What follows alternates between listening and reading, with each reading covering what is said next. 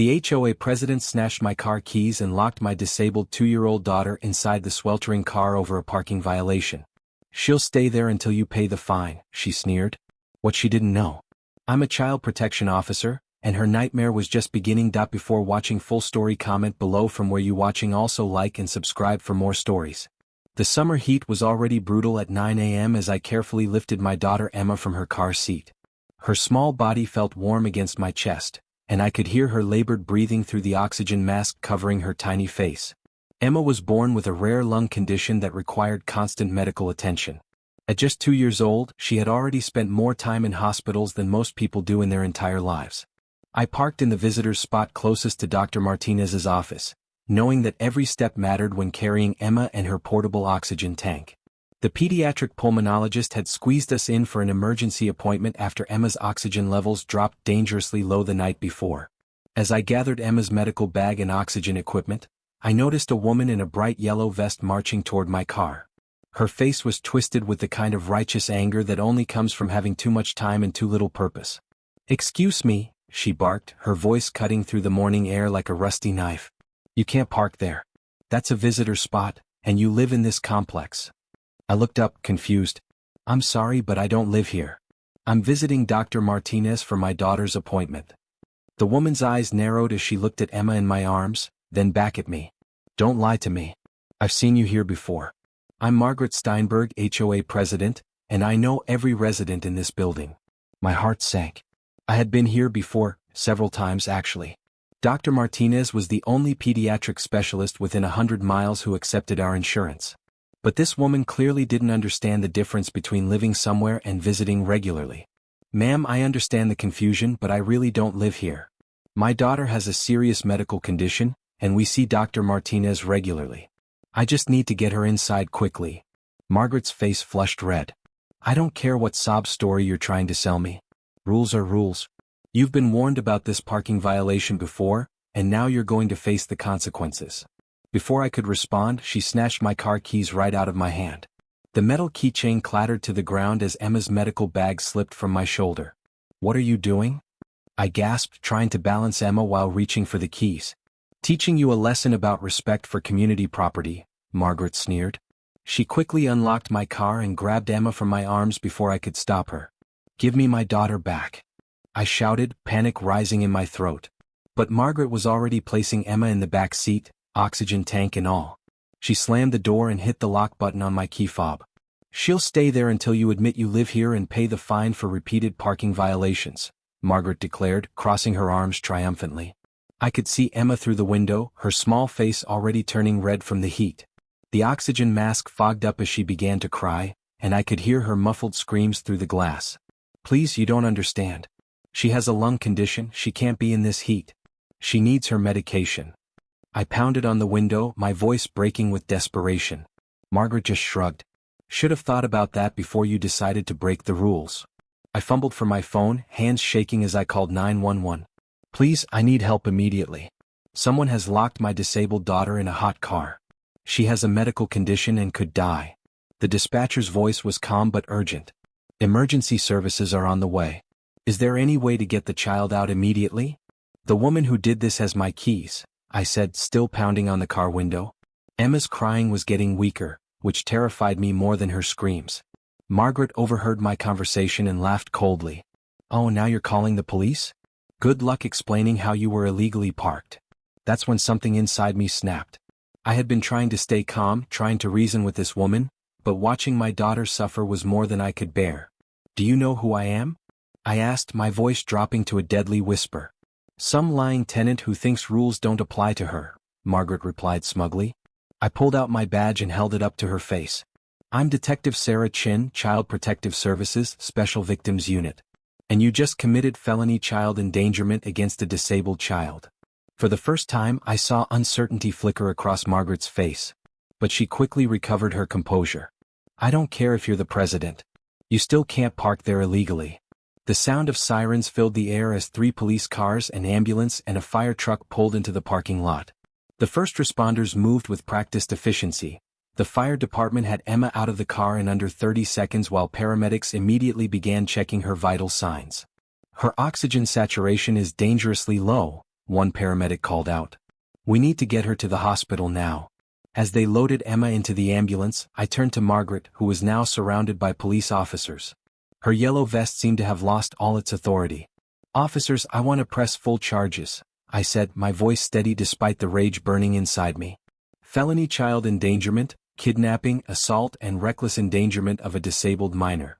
Detective Rodriguez, whom I knew from previous cases, nodded grimly. "We've got it all on the parking lot security cameras. This is going to be an easy conviction." Margaret's face went pale. "Wait, you can't arrest me. I was just enforcing HOA rules. I didn't know she was really sick." "Ignorance isn't a defense when you deliberately put a child in danger," I replied. "And in case you're wondering, that visitor parking spot? It's specifically designated for medical appointments in this building. You would have known that if you'd actually read the HOA bylaws instead of just power tripping." The next few hours were a blur of hospital rooms, doctors, and paperwork. Emma's condition stabilized, but she had to stay overnight for observation. As I sat beside her bed, holding her tiny hand, I made a mental note of everything I was going to do to make sure Margaret Steinberg faced the full consequences of her actions. The following Monday, I walked into the courthouse with a thick folder of evidence. Margaret's attorney tried to argue for a plea deal, but I wasn't interested in showing mercy to someone who had shown none to my daughter. "Your Honor," I addressed the judge during the sentencing hearing, "the defendant didn't just break the law, she used her position of authority in the HOA to terrorize a disabled child. She showed complete disregard for human life in favor of enforcing a parking rule that didn't even apply to the situation." The judge listened as I presented evidence of Margaret's pattern of harassment in the HOA, including complaints from other residents about her aggressive tactics and abuse of power. "Furthermore," I continued, "I've discovered that Mrs. Steinberg has been embezzling HOA funds to pay for personal expenses, including her home security system and landscaping.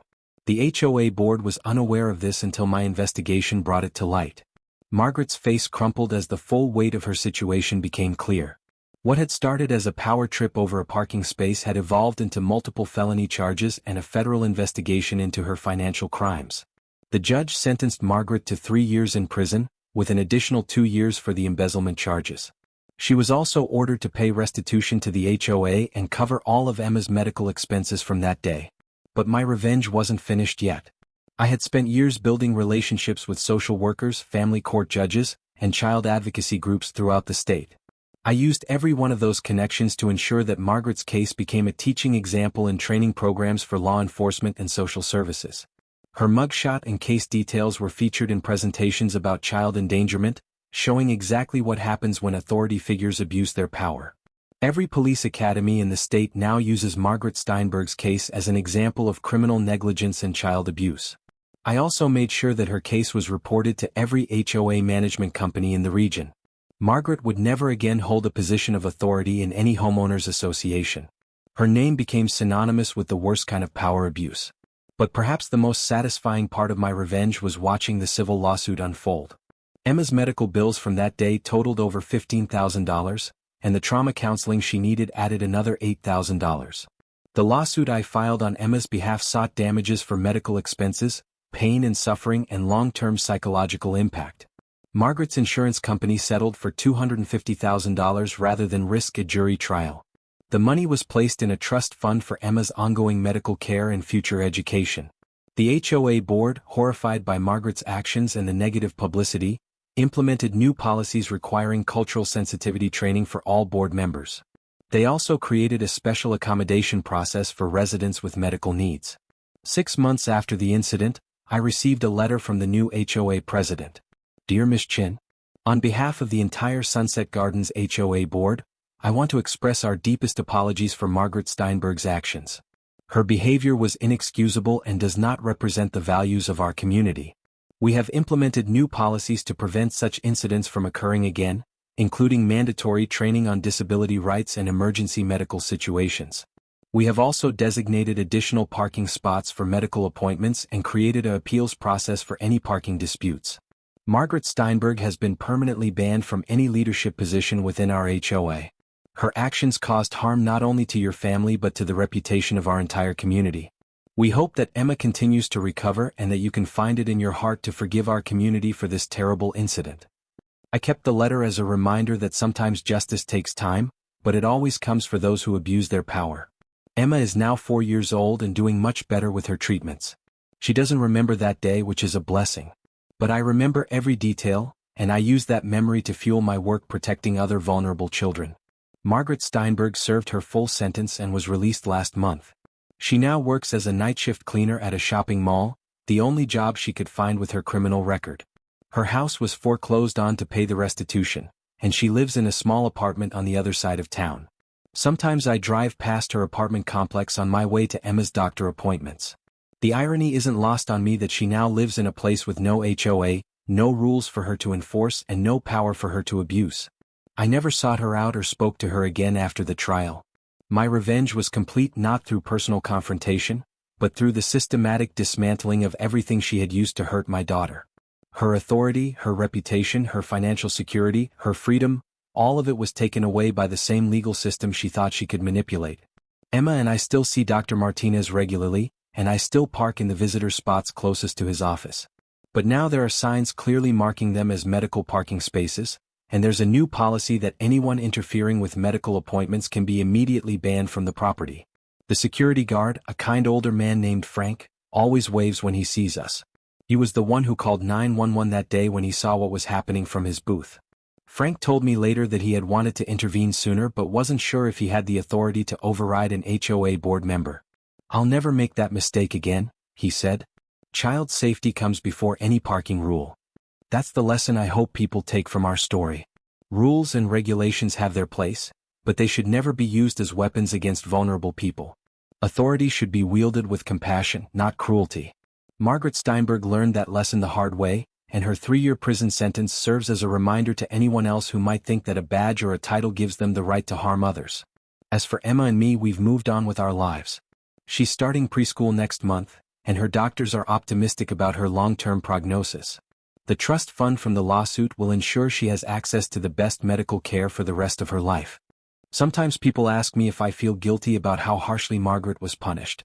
My answer is always the same: I feel no guilt whatsoever. She made a conscious choice to endanger my daughter's life over a parking space. She showed no mercy, no compassion, and no basic human decency. The consequences she faced were not revenge, they were justice. And in a world where too many people abuse their authority without facing real consequences, Margaret Steinberg's case stands as proof that sometimes the system works exactly as it should. Emma is healthy, happy, and safe. Margaret Steinberg will spend the rest of her life remembering the day she decided to lock a disabled child in a hot car because she was more concerned with parking rules than human life. And that, to me, is justice served cold, just like the prison cell where she spent the hottest summer of her life, thinking about what she had done to an innocent child whose only crime was needing medical care. 3 years later, I was invited to speak at a national conference on child protection. As I stood at the podium, looking out at hundreds of social workers, police officers, and legal professionals, I began my presentation with Margaret Steinberg's case. Sometimes, I told the audience, justice comes not from seeking revenge, but from ensuring that one person's cruelty becomes a lesson that protects countless other children. I clicked to the next slide, showing a photo of Emma at her recent 5th birthday party. She was laughing, running around with other kids, her oxygen tank barely visible in the custom backpack designed to look like fairy wings. "This is why we do what we do," I continued. "Not for revenge but for protection. Not for punishment but for prevention." After my speech, a young social worker approached me. "Miss Chin, I just wanted to thank you. I heard about your case during my training, and it completely changed how I handle situations involving disabled children. Your daughter's story saved another child in my caseload last month." That night, as I tucked Emma into bed, she looked up at me with her bright brown eyes. "Mommy, why do people sometimes do mean things?" I thought about Margaret Steinberg, somewhere across town in her small apartment, probably wondering how a simple parking violation had destroyed her entire life. I thought about all the children who were safer because her case had become a cautionary tale. I thought about the training programs, the policy changes, the awareness that had grown from one terrible day. "Sometimes people forget that being kind is more important than being right," I told Emma. "But when that happens, there are people like Mommy who make sure they remember." Emma smiled and closed her eyes. As I watched her sleep, breathing easily with the help of her nighttime oxygen, I knew that Margaret Steinberg's punishment had served its purpose. She had learned that power without compassion is just cruelty, and cruelty always comes with a price. The next morning, Emma and I drove to Dr. Martinez's office for her routine checkup. As we pulled into the medical parking space, I noticed a new sign: Margaret Steinberg Memorial Medical Parking Violators will be prosecuted to the full extent of the law. It wasn't actually a memorial. Margaret was very much alive, cleaning floors and living with the consequences of her choices. But the HOA board had decided to name the parking area after her case as a permanent reminder of what happens when authority figures forget their humanity. Dr. Martinez greeted us with his usual warm smile. "How's our little fighter doing today?" Emma giggled and showed him her new stickers. "I'm strong like mommy." As the doctor examined Emma, I reflected on how much had changed. My daughter was thriving, Margaret had paid for her crimes, and the entire system had learned from what happened.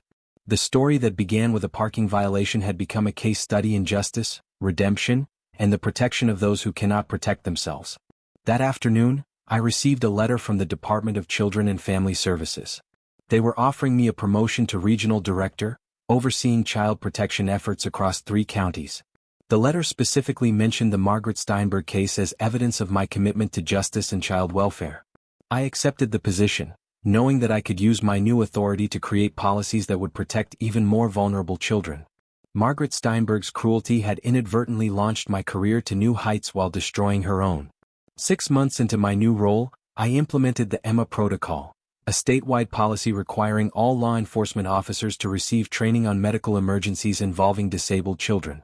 Protocol was named after my daughter, but it applied to every child who might find themselves at the mercy of adults who put rules before human life. The final chapter of Margaret Steinberg's story came 2 years later, when I received a call from her parole officer. Margaret had requested a meeting with me as part of her rehabilitation program. Against my better judgment, I agreed. We met at a neutral location, a coffee shop downtown. Margaret looked older, worn down by years of consequences and regret. Her once imperious bearing had been replaced by a hunched posture and nervous energy. "I don't expect forgiveness," she began, her voice barely above a whisper. "I just wanted you to know that not a day goes by that I don't think about what I did to your little girl." I studied her face, looking for signs of manipulation or self-pity. Instead, I saw something I hadn't expected: genuine remorse. "I lost everything," Margaret continued. "My house, my position, my respect in the community. But the worst part is knowing that I could have killed an innocent child over something as stupid as a parking space." She reached into her purse and pulled out a small envelope. "I've been saving money from my job to make a donation to the children's hospital where Emma was treated. It's not much, but I wanted to do something positive with what's left of my life." I took the envelope without opening it. "Margaret, the only thing that matters now is that you never hurt another child. Can you promise me that?" She nodded, tears streaming down her face. "I volunteer at a community center now, helping elderly people with their groceries. I'll never have authority over anyone again, and that's probably for the best." As I watched her walk away, I realized that my revenge had been complete in ways I never could have imagined. Margaret Steinberg had been transformed from a petty tyrant into someone who understood the value of service and humility. Her fall from grace had become a lesson in redemption that would ripple through both our lives forever. Emma is now 7 years old, and her doctors say her condition is remarkably stable. She starts 2nd grade next month and wants to be a doctor when she grows up, like Dr. Martinez, but for kids who need help breathing. The trust fund from our lawsuit has grown substantially, and we've used part of it to establish a scholarship program for medical students who want to specialize in pediatric pulmonology. The Margaret Steinberg Memorial Scholarship requires recipients to commit to treating underserved children, turning her legacy of cruelty into a foundation of healing. Sometimes justice takes years to fully unfold, but when it does, it creates ripples that extend far beyond the original crime. Margaret Steinberg locked my daughter in a hot car because she cared more about parking rules than human life. In response, the system didn't just punish her, it transformed her story into a force for protecting vulnerable children everywhere. Today, as I watch Emma play with her friends, completely unaware of how her suffering helped change the world for other children like her, I know that real revenge isn't about destruction, it's about construction. We built something better from the ashes of Margaret's cruelty, and that something will protect children long after both of us are gone. The story that began with one woman's heartless abuse of power has become a testament to the power of justice, the possibility of redemption, and the unbreakable bond between a mother and her child. Margaret Steinberg learned the hardest lesson of her life, that when you attack someone's child, you don't just face their wrath, You face the entire system designed to protect the most vulnerable among us. And that system, when it works as it should, is more powerful than any HOA president could ever imagine.